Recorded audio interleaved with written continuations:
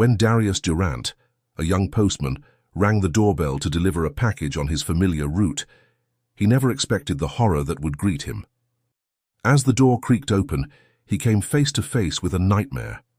Mrs. Thompson, once the picture of suburban grace, now stood before him in a state of alarming neglect.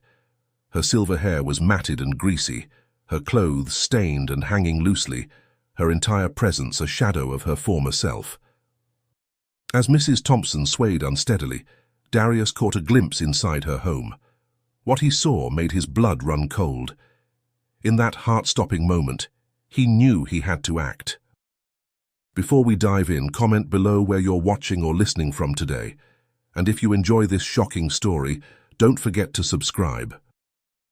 The sun had barely peeked over the horizon when Darius Durant's alarm clock shattered the pre-dawn silence. With practiced efficiency, he rose from his bed, his movements automatic after years of the same routine. The cool morning air nipped at his skin as he made his way to the bathroom, splashing water on his face to chase away the last vestiges of sleep. As he stood before the mirror, Darius took a moment to straighten his postal uniform, smoothing out the creases with care. The blue fabric, embroidered with the familiar eagle logo, was a source of quiet pride for him. It represented more than just a job. It was a connection to the community he served. Grabbing a quick breakfast, a banana and a granola bar, Darius headed out the door. The streets of Copperhill were still quiet, the town not yet fully awake. He breathed in deeply, savoring the crisp morning air, tinged with the scent of freshly cut grass and early blooming flowers. As Darius approached the post office, he nodded a greeting to his co-workers, exchanging brief pleasantries as they all prepared for the day ahead. He collected his bag of mail and the keys to his postal van, mentally reviewing his route for the day. Sliding into the driver's seat of his van, Darius felt a sense of comfort wash over him. This vehicle, with its familiar worn steering wheel and the faint smell of paper and ink, had become a second home to him over the years. He started the engine, the gentle rumble a prelude to the day's symphony of deliveries. As Darius began his route, the town slowly came to life around him. Early risers waved as they collected their newspapers, dog walkers smiled as they passed by, and the occasional jogger nodded in acknowledgement. These small interactions, fleeting as they were, formed the backbone of Darius's connection to Copperhill. He moved through the quiet streets with practiced ease, his movements a well-choreographed dance of efficiency. Each stop was a brief moment in time, a letter delivered, a package handed over, a quick exchange of words with a familiar face. Yet for Darius, these moments were the threads that wove the fabric of his day, each one unique and valuable in its own way. Mid-morning found Darius pausing to sort through his next batch of deliveries. He leaned against the side of his van, the metal cool against his back, as he flipped through envelopes and small packages. The routine was so ingrained that his hands seemed to move of their own accord, sorting and organizing with unconscious precision. As he reached for the next package, a name caught his eye: Mrs. Thompson Jane. A small smile tugged at the corners of his mouth. It had been a while since he'd seen the elderly woman, and the prospect of their impending interaction added a spark of anticipation to his day. Darius's mind wandered to past encounters with Mrs. Thompson. He remembered her warm greetings, the way her eyes crinkled at the corners when she smiled, and how she always seemed genuinely interested in his day. In a job that could sometimes feel monotonous, Mrs. Thompson was a bright spot, a reminder of the human connections that made his work meaningful. With renewed energy, Darius climbed back into his van and set off towards Elm Street, where Mrs. Thompson's house awaited. As he drove, he found himself looking forward to their brief interaction, a highlight in his otherwise predictable day. Little did Darius know that this routine stop would be the beginning of a journey that would challenge everything he thought he knew about his quiet postal route and the people he served. As Darius pulled up to Mrs. Thompson's house, he noticed something unusual. The normally well-tended front yard looked slightly overgrown, with a few errant weeds peeking through the flower beds. It was a small detail, but one that stood out to someone who had been observing this property regularly for years. Shaking off the observation, Darius grabbed the package and made his way up the front path. The concrete was warm beneath his feet, the summer sun having heated it throughout the morning. As he approached the door, he noticed the pile of newspapers on the front step, some yellowing at the edges from exposure to the elements. Darius pressed the doorbell, its muffled chime echoing inside the house. He waited, shifting his weight from one foot to the other, ears straining for any sound of movement within. Seconds ticked by, stretching into a full minute of silence. Frowning slightly, Darius tried again, this time adding a few firm knocks to the door for good measure. Still, there was no response. A faint sense of unease began to creep over him. Mrs. Thompson was usually so prompt in answering the door, often greeting him with a warm smile and a kind word. Her absence felt wrong somehow, like a discordant note in a familiar melody. Sighing, Darius pulled out his notepad and quickly scribbled a note about the package. He slipped it into the mailbox, which he now noticed was overflowing with uncollected mail. The sight only added to his growing concern. As he turned to leave, movement caught his eye. Mrs. Thompson's next-door neighbor, Mr. Jenkins, was out watering his rose bushes. Darius raised a hand in greeting, an idea forming in his mind. "Good morning, Mr. Jenkins," Darius called out, walking over to the fence that separated the two properties. Mr. Jenkins looked up, squinting against the sun. "Morning, Darius. How are you today?" "I'm doing well, thank you," Darius replied politely. He hesitated for a moment before continuing. "I was wondering, have you seen Mrs. Thompson lately?" Mr. Jenkins frowned, his weathered face creasing in thought. "Come to think of it, I haven't seen Jane in quite some time. Used to see her puttering about in her garden almost every day, but—" He trailed off, looking troubled. Darius felt a knot forming in his stomach. "How long would you say it's been?" "Oh, at least a couple of weeks, I'd reckon," Mr. Jenkins replied, his voice tinged with concern. "Is everything all right?" Darius forced a smile, not wanting to alarm the neighbor unnecessarily. "I'm sure it's fine. Probably just missed her is all. Thanks for your help, Mr. Jenkins." As Darius walked back to his van, the neighbor's words echoed in his mind. A couple of weeks without anyone seeing Mrs. Thompson. It didn't sit right with him. She was always outside, always active in the neighborhood. Her sudden absence felt like a void, a disruption in the normal flow of life on this street. Climbing into his van, Darius sat for a moment, his hand resting on the steering wheel. He tried to rationalize the situation. Maybe Mrs. Thompson was visiting family, or perhaps she had been under the weather and staying indoors. But the overflowing mailbox, the unkempt yard, and now the neighbor's confirmation of her extended absence all pointed to something more serious. As he started the engine and pulled away from the curb, Darius couldn't shake the feeling of unease that had settled over him. Mrs. Thompson's absence nagged at him, a persistent worry at the back of his mind as he continued his route. He found himself glancing back at her house in the rearview mirror, half expecting to see her familiar figure appear on the porch. But the house remained silent and still, its windows dark and uninviting. As Darius turned the corner and Mrs. Thompson's street disappeared from view, he couldn't help but feel that he was leaving something important unresolved. The day stretched ahead of him, filled with more deliveries and routine tasks, but his thoughts kept circling back to the elderly woman. As midday approached and his scheduled lunch break arrived, Darius found himself pulling into the parking lot of Mabel's diner, his usual lunch spot. The familiar neon sign flickered weakly in the bright daylight, a beacon of comfort food and friendly faces. Normally, this midday break was a welcome respite from his rounds, a chance to recharge and reset. Today, however, the knot of worry in his stomach had only grown tighter as the morning wore on. As he pushed open the diner's door, the bell above it jingled cheerfully, a stark contrast to his somber mood. The aroma of coffee and grilled sandwiches filled the air, but for once it failed to stir his appetite. "Hey there, Darius," Mabel called from behind the counter, her round face creased in a welcoming smile. "The usual?" Darius nodded absently, sliding onto his regular stool at the counter. "Thanks, Mabel." As Mabel bustled off to prepare his order, Darius found his thoughts drifting back to Mrs. Thompson. The image of her overflowing mailbox kept flashing in his mind, a silent testament to her prolonged absence. He couldn't shake the feeling that something was terribly wrong. When Mabel set his plate in front of him, a steaming turkey club sandwich with a side of crispy fries, Darius barely noticed. He picked at the food, his mind replaying every detail of his visit to Mrs. Thompson's house. Mrs. Thompson had always been a fixture in the neighborhood, her presence as constant and reassuring as the rising sun.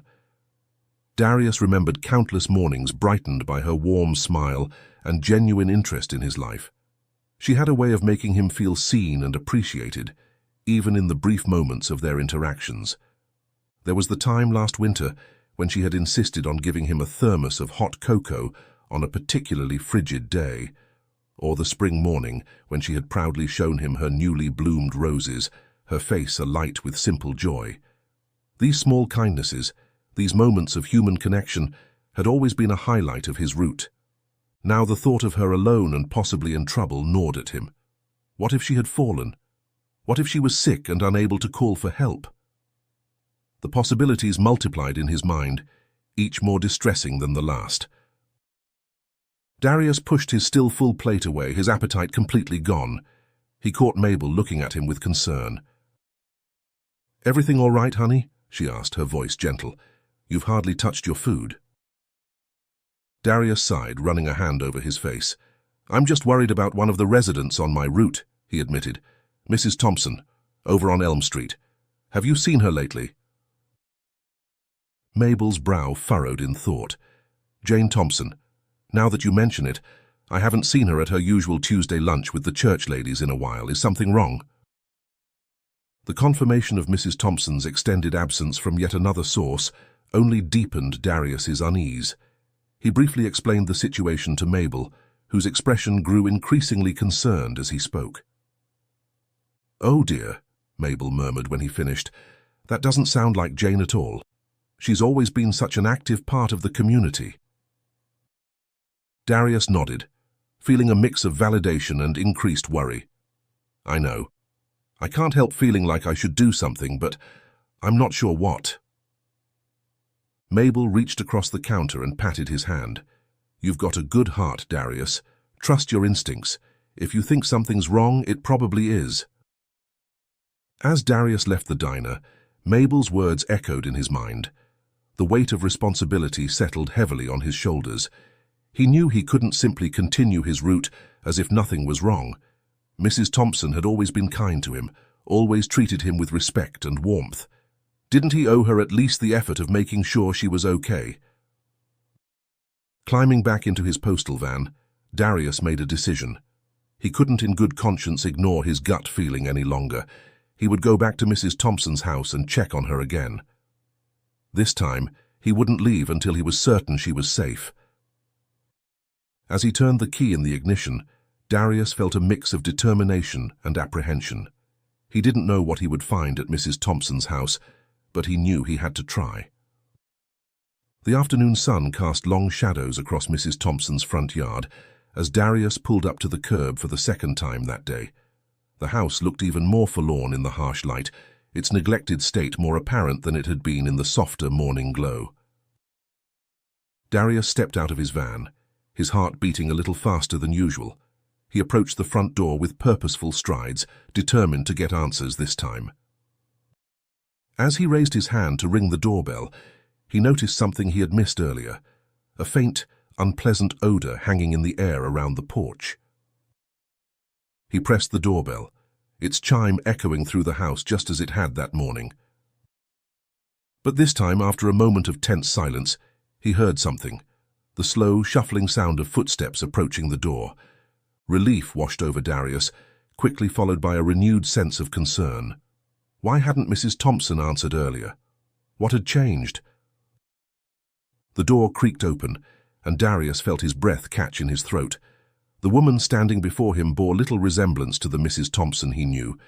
Her usually neat silver hair was disheveled and greasy, her face gaunt and pale. But it was her eyes that truly alarmed Darius. They were unfocused and glassy, lacking the spark of warmth and intelligence he was accustomed to seeing.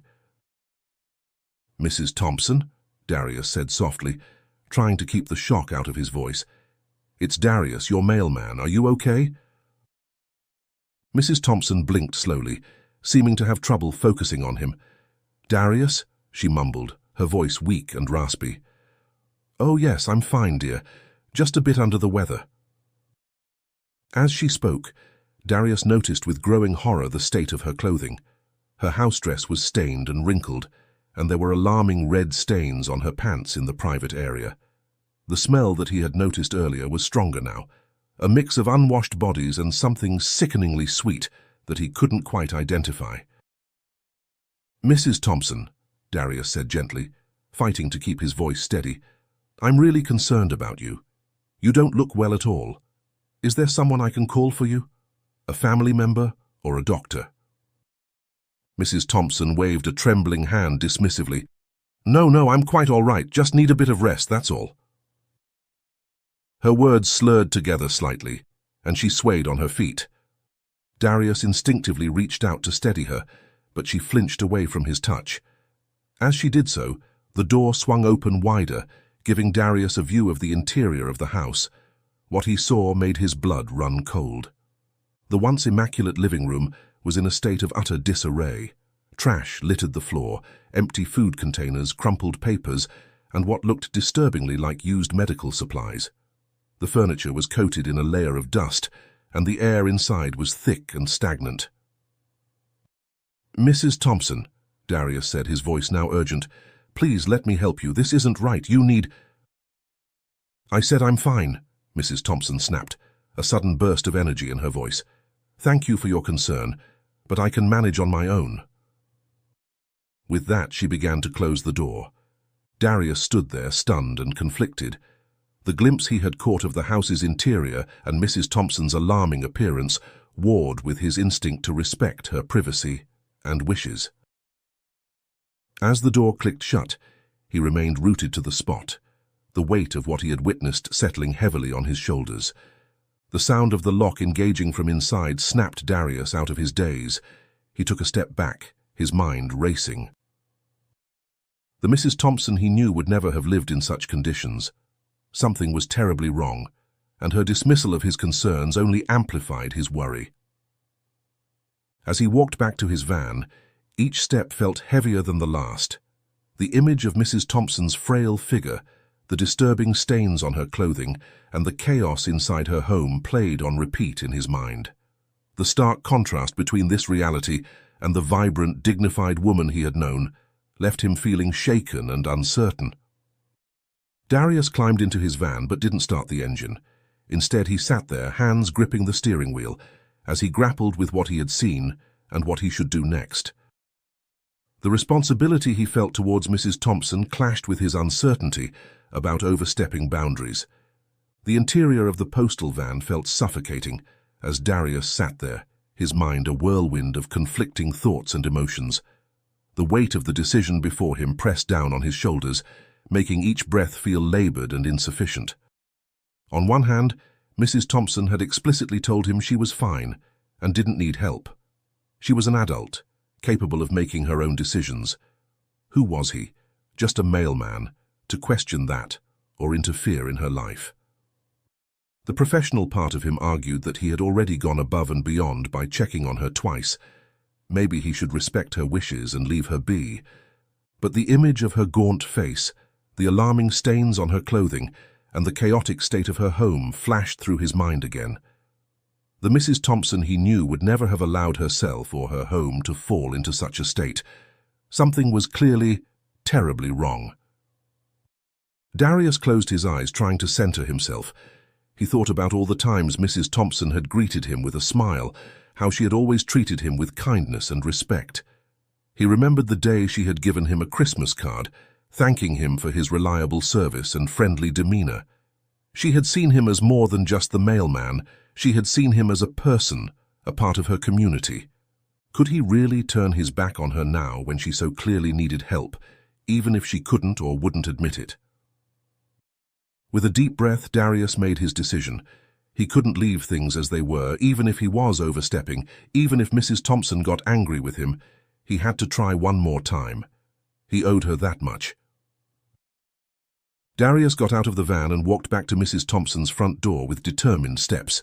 This time, when he rang the doorbell, the silence that followed felt even more ominous. He waited, counting the seconds in his head before ringing again. Still no answer. "Mrs. Thompson," he called out, his voice carrying a note of urgency. "It's Darius again. Please, I just want to make sure you're okay." The silence stretched on, broken only by the distant sound of a lawnmower and children playing further down the street. The normalcy of these sounds felt surreal, in contrast to the growing sense of dread Darius felt. He tried knocking, the sound of his fist against the wood echoing in the quiet afternoon.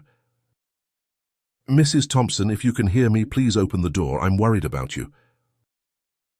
As the minutes ticked by with no response, Darius felt his anxiety spike. She had been there just moments ago. Why wasn't she answering now? Had something happened to her in the short time since he'd last seen her? The possibilities raced through his mind, each more alarming than the last. Had she fallen, lost consciousness?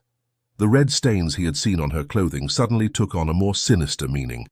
What if she was bleeding, in need of immediate medical attention? Darius stepped back from the door, his heart pounding. He knew he had to do something, but what? He wasn't family. He had no legal right to enter her home. But he also couldn't shake the feeling that, if he left now, something terrible might happen. With shaking hands, Darius pulled out his phone. He stared at it for a long moment, his thumb hovering over the keypad. Making this call could change everything. It could be an overreaction, a breach of Mrs. Thompson's privacy and trust, but it could also be the thing that saved her life. Taking a deep breath to steady himself, Darius dialed 911. As the phone began to ring, he silently hoped he was doing the right thing. The dispatcher's voice came through, calm and professional. 911, what's your emergency? Darius swallowed hard, then began to speak, his words tumbling out in a rush of concern and urgency. My name is Darius Durant. I'm a mailman, and I'm really worried about one of the residents on my route. Her name is Mrs. Thompson Jane, and she lives at 1247 Elm Street. I've been to her house twice today, and something's very wrong. As Darius relayed everything he had observed, the unkempt yard, the overflowing mailbox, Mrs. Thompson's disheveled appearance, the stains on her clothing, the state of her home, and now her failure to answer the door, he felt a mix of relief and apprehension.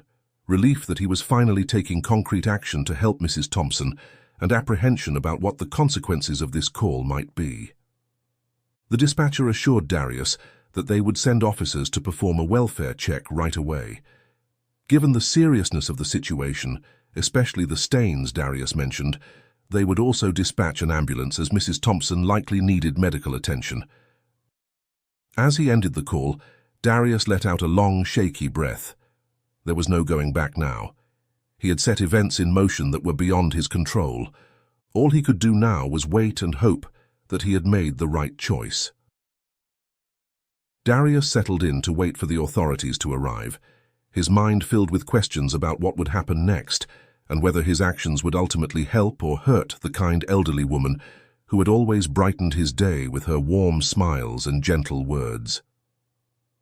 The wail of sirens pierced the quiet afternoon air, growing louder as they approached Mrs. Thompson's street.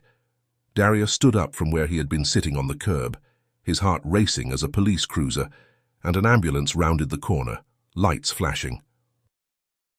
As the vehicles pulled up in front of Mrs. Thompson's house, Darius felt a mix of relief and anxiety. He had set this in motion, and now there was no turning back. 2 police officers exited the cruiser, their faces serious as they approached Darius. "Are you the one who called this in?" the taller of the 2 asked, his voice gruff but not unkind. Darius nodded, swallowing hard. "Yes, sir, I'm Darius Durant, the mailman for this route. I'm the one who called about Mrs. Thompson." The officer nodded, pulling out a notepad. "Can you tell us exactly what you saw that made you concerned enough to call 911? Darius took a deep breath and recounted everything he had observed, from the overflowing mailbox and unkempt yard to Mrs. Thompson's alarming appearance and the state of her home. As he spoke, he could see the officer's expressions growing more concerned. "And you say you spoke to her earlier, but now she's not answering?" the second officer asked. Darius nodded. "Yes, that's right. She answered the door maybe 20 minutes before I called you. She insisted she was fine, but she clearly wasn't, and now she's not responding at all." The officers exchanged a look, then turned towards Mrs. Thompson's house. "All right, we're going to check it out. You stay here," the first officer instructed Darius. Darius watched as the officers approached the front door, his stomach churning with a mix of worry and the hope that he had done the right thing. The taller officer rang the doorbell while his partner positioned himself to the side, hand resting on his holster as a precaution. Long moments passed with no response from inside the house. The officers knocked loudly, identifying themselves as police and asking Mrs. Thompson to open the door if she could hear them. The silence that followed was deafening. After several more attempts to elicit a response, the officers conferred briefly, their expressions grave. Then, to Darius's shock, they began to position themselves to force entry into the home. "Wait," Darius called out, unable to stop himself. "Are you sure that's necessary?" The second officer turned to him, his face sympathetic but firm. "Sir, based on what you've told us and the lack of response, we have reason to believe Mrs. Thompson may be in immediate danger. We need to perform a welfare check, and that means entering the premises if necessary." Darius nodded, stepping back. He watched, heart pounding, as the officers prepared to breach the door.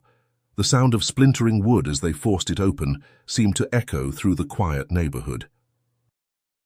As the officers disappeared into the house, Darius held his breath. The next few minutes felt like an eternity as he waited, straining to hear any sound from inside. Then suddenly there was a flurry of activity.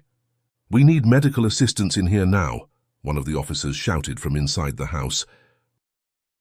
The paramedics, who had been waiting by the ambulance, sprang into action. They rushed past Darius, medical bags in hand, and disappeared into the house. The scene before him felt surreal, like something out of a TV drama rather than the quiet street he knew so well. Darius stood there, rooted to the spot, as more voices joined the commotion inside the house. He could hear urgent instructions being called out, the rustle of equipment being moved, and beneath it all a faint, pained moan that he recognized as Mrs. Thompson's voice. The weight of what was happening hit Darius all at once. His decision to call for help had set all of this in motion. He had been right to be concerned, but the reality of the situation was far more serious than he had imagined. As he watched the frantic activity in and around Mrs. Thompson's house, Darius felt a complex mix of emotions wash over him. Relief that help had arrived, guilt for not acting sooner, and a deep, gnawing worry about what exactly they had found inside. The commotion inside Mrs. Thompson's house seemed to stretch on for an eternity. Darius stood rooted to the spot, his postal uniform feeling uncomfortably tight as anxiety constricted his chest.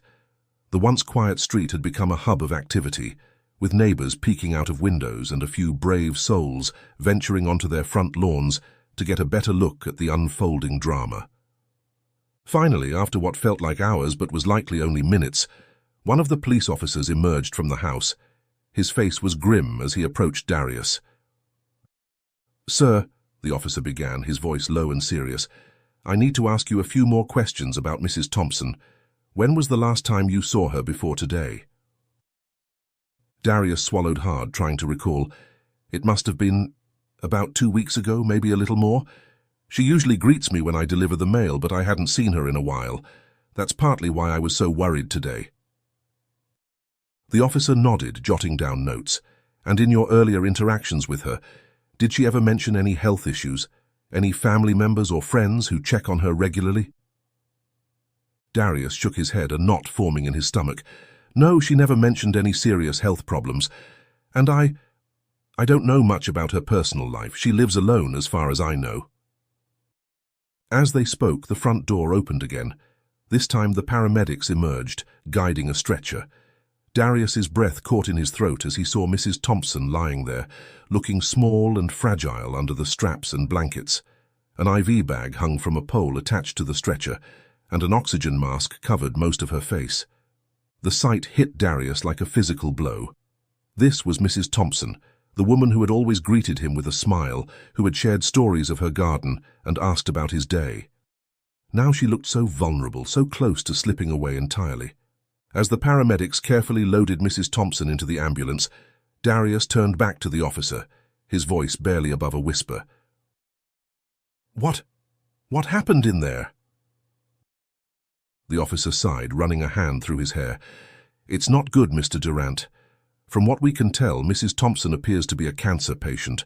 We found evidence of cancer treatments in the house. Medication, medical equipment, that sort of thing. She's severely dehydrated and malnourished.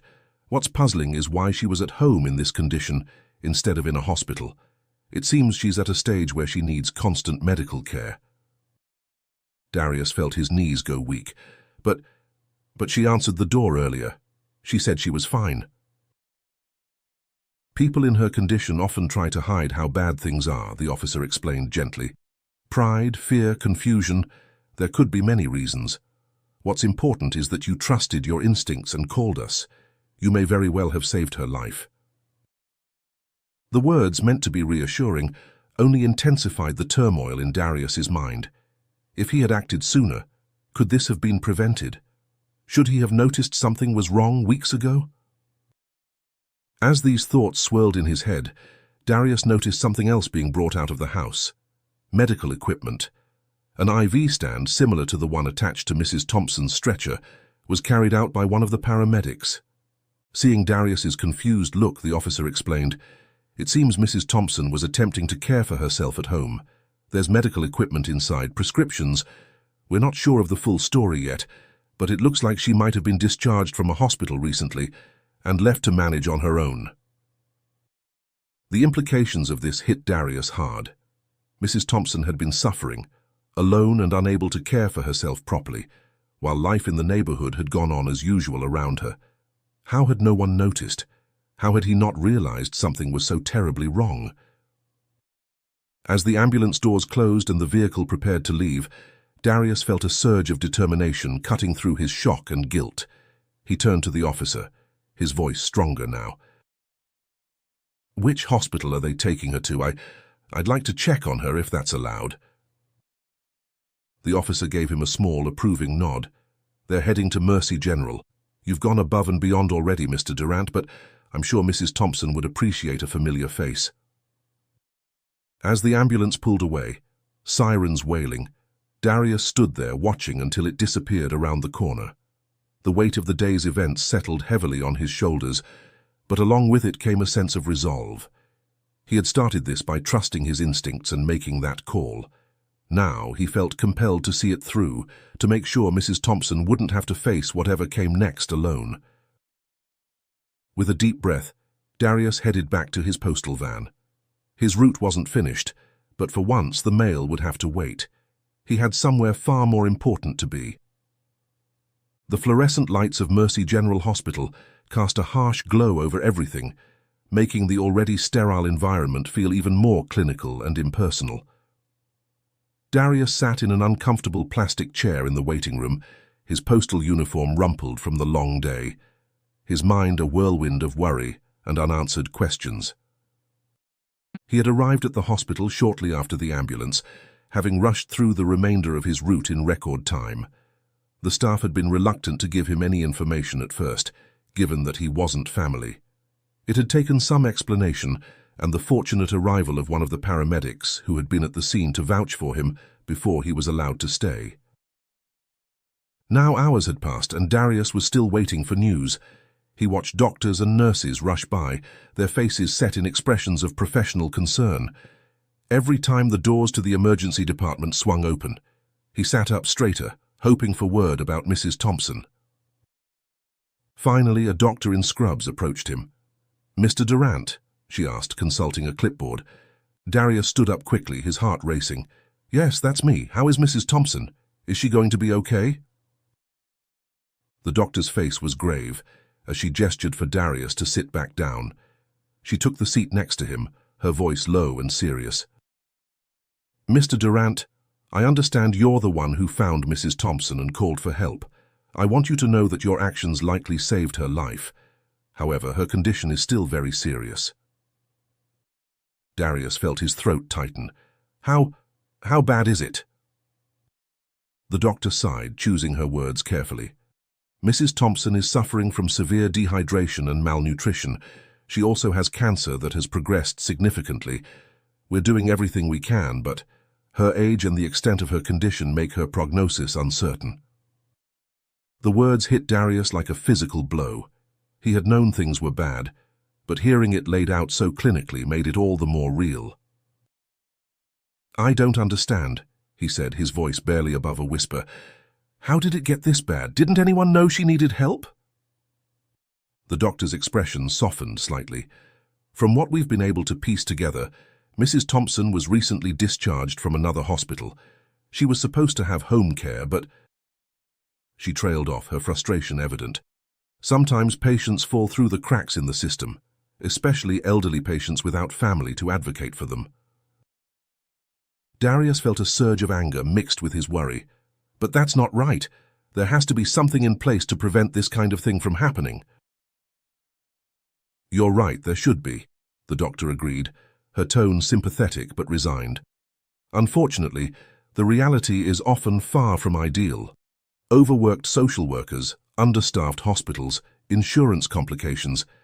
It all adds up to situations like this more often than any of us would like to admit." As the doctor continued to explain Mrs. Thompson's condition and the treatment plan, Darius found his mind wandering. He thought about all the times he had delivered mail to Mrs. Thompson's house over the past couple of weeks, never realizing the crisis unfolding behind that closed door. The guilt was overwhelming, but it was quickly being overshadowed by a growing sense of determination. "Can I see her?" Darius asked suddenly, interrupting the doctor mid-sentence. The doctor hesitated. "She's heavily sedated right now and visiting hours are nearly over, but—" She paused, studying Darius's face. Something in his expression must have moved her because she nodded. "I suppose we can make an exception. Follow me." As Darius followed the doctor through the winding hospital corridors, he steeled himself for what he might see. Nothing, however, could have fully prepared him for the sight of Mrs. Thompson in her hospital bed. The vibrant, kind-hearted woman he knew was barely recognizable. Tubes and wires seemed to sprout from every part of her frail body. The steady beep of monitors and the hiss of oxygen created a mechanical symphony that felt at odds with the quiet dignity Mrs. Thompson had always embodied. Darius approached the bed slowly, his eyes stinging with unshed tears. He gently took Mrs. Thompson's hand, careful not to disturb any of the medical equipment. Her skin felt paper-thin and cool to the touch. "I'm so sorry, Mrs. Thompson," he whispered, his voice choked with emotion. "I should have realized something was wrong sooner. I should have done more." As Darius stood by Mrs. Thompson's bedside, lost in his thoughts and guilt, a small movement caught his eye.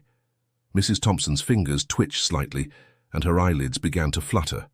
Darius's heart leaped into his throat as he watched her slowly regain consciousness. "Mrs. Thompson," he said softly, leaning closer. "It's Darius, your mailman. You're in the hospital. You're safe." Her eyes opened fully, confusion clouding them for a moment before recognition dawned. "Darius," she croaked, her voice weak and raspy. What happened?" Darius pressed the call button for the nurse before turning back to Mrs. Thompson. "You've been very ill, Mrs. Thompson, but you're getting better now. The doctors are taking good care of you."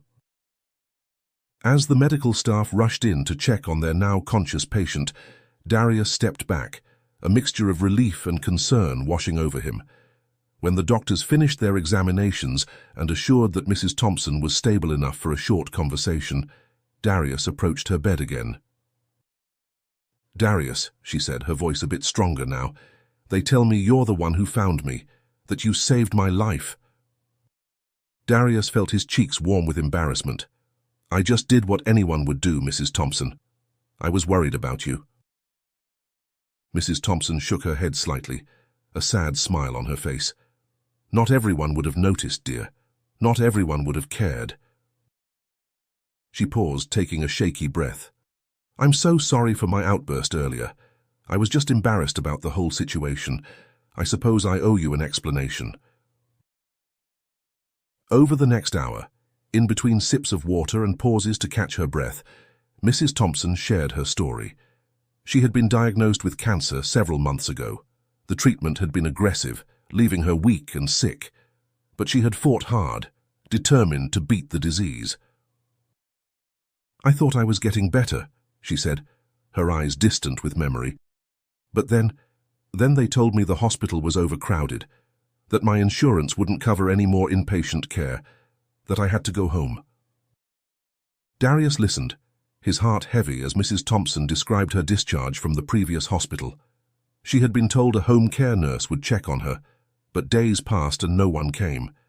Too weak to properly care for herself, too ashamed to ask for help, she had slowly deteriorated.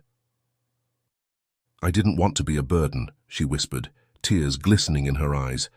"I've always taken care of myself. I thought I could manage, but everything just kept getting worse." "What about your family, friends?" Darius asked gently. Mrs. Thompson's smile was tinged with sadness. "Gone, dear. My Harold passed years ago and we never had children. Most of my friends have either passed on or are in similar situations to mine. I didn't want to trouble the neighbors. Everyone has their own problems, you know." Darius felt a lump forming in his throat. The idea of Mrs. Thompson struggling alone, too proud or ashamed to reach out for help, was almost unbearable. "You're not a burden, Mrs. Thompson," he said firmly. "You should never have been left alone like that. It's not right." Mrs. Thompson squeezed his hand weakly. "The world isn't always right, dear, but having people like you in it, that gives me hope." As Darius and Mrs. Thompson sat in comfortable silence, processing the weight of their conversation, a gentle knock on the door interrupted their thoughts. The doctor who had spoken to Darius earlier entered the room, a clipboard in hand and a cautiously optimistic expression on his face. "Mrs. Thompson," the doctor began, his voice professional yet kind, "I'd like to discuss your treatment plan moving forward, if you're feeling up to it." Mrs. Thompson nodded, her hand instinctively reaching for Darius's. He gave it a reassuring squeeze as the doctor continued. "The good news is, despite the recent setback, we believe you have a high chance of recovery if you're willing to undergo further treatment. The cancer hasn't progressed as much as we initially feared, and with aggressive therapy we're optimistic about your prognosis." A glimmer of hope sparked in Mrs. Thompson's eyes, but it was quickly overshadowed by worry. The doctor, noticing her apprehension, shifted uncomfortably before addressing the elephant in the room. "However, I do need to discuss the financial aspects of this treatment plan," he said, his tone becoming more hesitant. "Given the extent of care you'll need, I have to ask about your insurance status. This will be a high-cost treatment and we need to—" "Don't worry about that," Darius interjected, his voice firm and resolute. The doctor and Mrs. Thompson both turned to him, surprised by his sudden declaration. Darius continued, his gaze steady and determined. "You check what insurance will cover, and if there are any additional costs, I will support her. I know for a fact that all the neighbors, the entire community, would be more than willing to help too." He turned to Mrs. Thompson, his eyes softening. "You don't have to face this alone anymore, Mrs. Thompson. We will help you through this process." The doctor's face broke into a relieved smile. He nodded, visibly moved by Darius's commitment. That's wonderful. It will certainly make things easier. I'll leave you two alone now to discuss things further. We can go over the details of the treatment plan tomorrow when you've had some rest, Mrs. Thompson." As the doctor left the room, Mrs. Thompson turned to Darius, her eyes brimming with tears. "Darius, I don't know what to say. What you're offering, it's too much. I can't possibly accept—" "You can and you will," Darius said gently but firmly. "Mrs. Thompson, you've always been kind to me, to everyone in the neighborhood. Now it's our turn to be there for you." Mrs. Thompson's tears spilled over, her voice choked with emotion. "You're an angel, Darius, truly. I can't believe people like you exist in this world. How can I ever repay such kindness?" Darius smiled, patting her hand. "You don't need to repay anything. Just focus on getting better, that's all we want." They sat in companionable silence for a moment before Mrs. Thompson spoke again, her voice tinged with wonder. "It's strange, isn't it, how our simple talks during mail deliveries have led to this moment. I never imagined—" "Life has a way of surprising us," Darius replied thoughtfully. "But that's what community is about, isn't it? Being there for each other, in ways big and small." He leaned in, his voice filled with determination and warmth. "We're going to get through this together, Mrs. Thompson. You're not alone in this fight against cancer. We'll be with you every step of the way." Mrs. Thompson nodded, a small but genuine smile spreading across her face. For the first time in months, she felt a real sense of hope.